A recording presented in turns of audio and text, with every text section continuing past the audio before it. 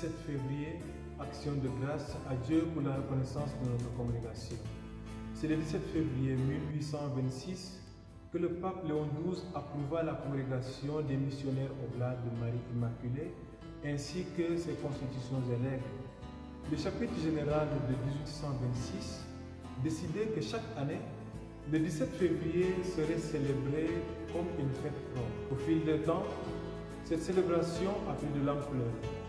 Aujourd'hui, cette solennité comprend une messe d'action de grâce propre célébrée aux intentions de la congrégation, la rénovation de nos vœux, et la consécration de la congrégation à la bienheureuse Vierge Marie, notre Mère.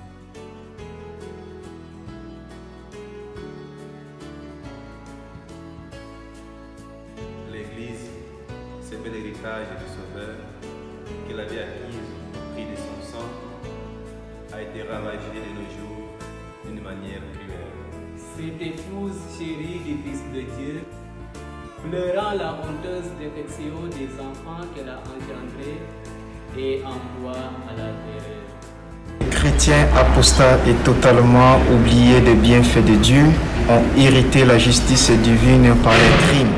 Et si nous ne savions que le sacré dépôt de la foi sera toujours conservé intact jusqu'à la fin des siècles, nous pourrions à peine retrouver la religion du Christ à travers les traces restantes de ce qu'elle a été.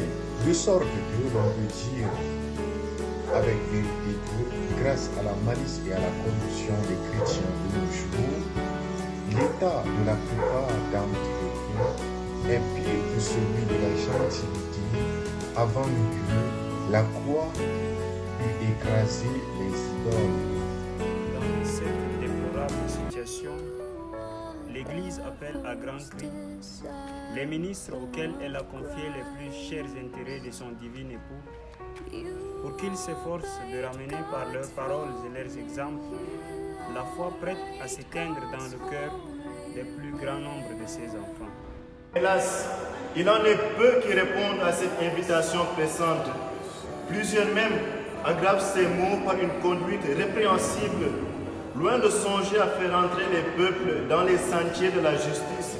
Ils ont besoin d'être eux-mêmes rappelés à la pratique de leurs devoirs. La de ce désordre a touché le cœur des quelques prêtres, à qui la gloire de Dieu est chère, qui aiment l'Église et qui voudraient se sacrifier s'il le fallait pour le salut des âmes. Ils sont convaincus que si l'on pouvait former des prêtres zélés, des intéressés solidement vertueux, des hommes apostoliques, en un mot, qui après s'être pénétrés de la nécessité de se former soi-même, travaillant de tout leur pouvoir à convertir les autres, on pourrait se flatter de ramener bientôt le peuple égaré à leur devoir trop longtemps méconnu.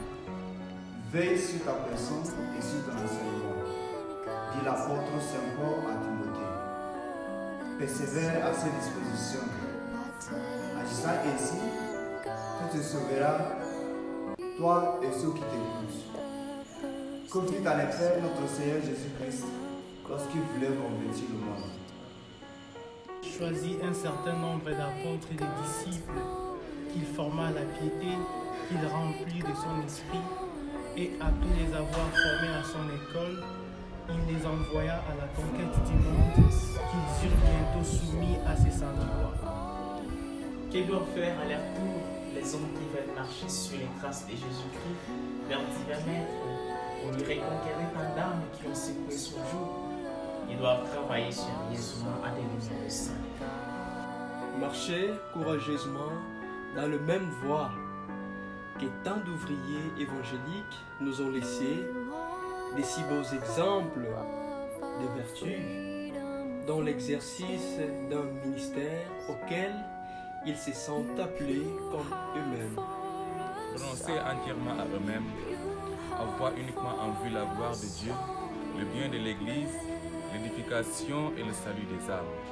Se renouveler sans cesse dans l'esprit de leur vocation, vivre dans un état habituel d'abnégation et dans une volonté constante d'arriver à la perfection. En travaillant sans relâche à devenir humble, doux, obéissant, amateurs de la pauvreté, pénitents, mortifiés, détachés du monde et des parents, pleins de zèle. Prêts à sacrifier tous leurs biens, leurs talents, leur repos, leur personne et leur vie pour l'amour de Jésus-Christ, le service de l'Église et la sanctification du prochain. Ensuite, plein de confiance en Dieu, il faut rentrer dans la liste pour combattre jusqu'à l'extinction pour la plus grande gloire de son très saint et adorable nom. Quel vaste champ à parcourir, quelle noble et sainte entreprise. Les peuples croupissent dans la crasse ignorance de tout ce qui regarde leur salut.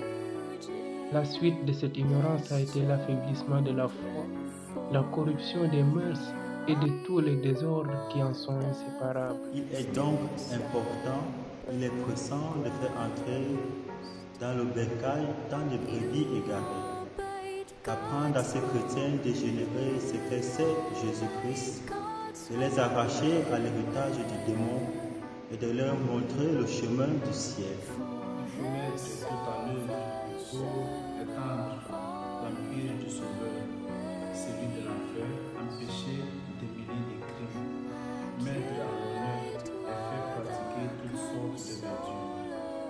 Rendre les hommes raisonnables. Puis, chrétiens. Enfin, les aider à devenir des saints. Tels sont les fruits immenses du salut qui peuvent résulter des travaux des prêtres à qui le Seigneur a inspiré le désir de se réunir en société pour travailler plus efficacement au salut des âmes et à leur propre sanctification s'ils s'acquittent dignement de leurs devoirs et s'ils remplissent saintement leur sublime vocation. Mais il ne suffira pas pour eux d'être pénétrés de la grandeur du ministère auquel ils sont appelés. Et la raison prouve à ce que, pour assurer le succès d'une si sainte entreprise et pour maintenir le bon ordre dans une société, il est indispensable de fixer certaines règles de conduite qui réunissent tous les membres qui la composent dans une pratique uniforme et un commun esprit.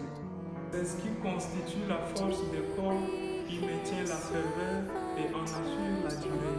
Si les prêtres, en se vouant à toutes les œuvres des zèles que la charité sacerdotale peut inspirer, et principalement à l'exercice des saintes missions qui est la fin principale de leur réunion, prétendent-ils se soumettre à une règle et à des constitutions qui soient unanimement propres à leur procurer les avantages qu'ils se proposent de retirer pour leur propre sanctification et pour le salut des âmes en se réunissant en société.